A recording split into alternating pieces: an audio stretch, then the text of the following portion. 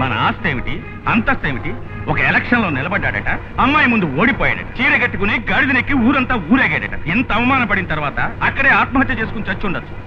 ఏయ్, అది నీకు చీర కట్టలేదురా, నా గౌరవానికే సమాధి కట్టింది. ఒక ఎక్స్ ఎమ్మెల్యే, ఒక ఎక్స్ ఎంపీ, చైర్మన్ చంద్రశేఖర్ కొడుకు ఇటువంటి గతి పట్టిందని బయటికి తెలిస్తే ఎవడ గౌరవిస్తాడ్రా? దీనికి ఇప్పుడేం చెప్తావు? ఏం చేయమంటావు? నన్ను అడుగుతున్నావా? నిన్ను ఈ స్థితికి తెచ్చిన ఆడదాని అహం అణచివెయ్యి, దాని కుటుంబానికే తీరని కళంకం ఆపాదించు. నేను చెప్పిందంతా చేసి నీ మోహన్ నాకు చూపించు, అప్పుడే నా కొడుకు అనిపించుకుంటావు.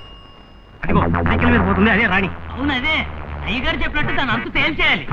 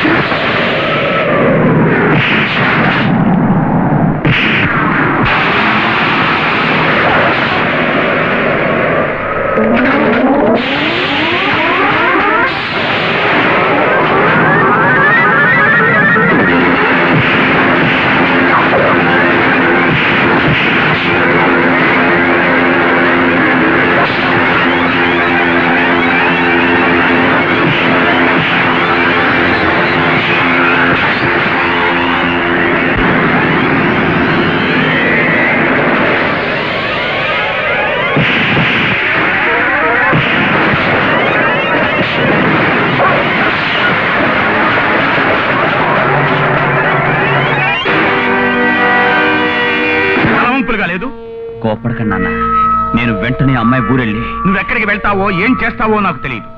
ఆ అమ్మాయి బ్రతికినంత కాలం ఏడుస్తూనే ఉండాలి. అందుకోసం ఎన్ని తలలు తెగినా సరే పో. నువ్వు ఏమీ ఆలోచించద్దు. మా ఊరికి పక్క ఊళ్ళోనే రాణి వాళ్ళ కుటుంబం ఉంటుంది. రాణిలాగే ఆవిడకి ఒక అక్కయ్య కూడా ఉంది. వాళ్ళిద్దరూ కవల పిల్లలు, ఇద్దరూ ఒకేలాగుంటారు. దాన్ని అడ్డం పెట్టుకుని రాణి మీద పగ తీర్చుకోవచ్చు. వెంటనే బయలుదేరు. Please subscribe to iDream. Please subscribe for more videos.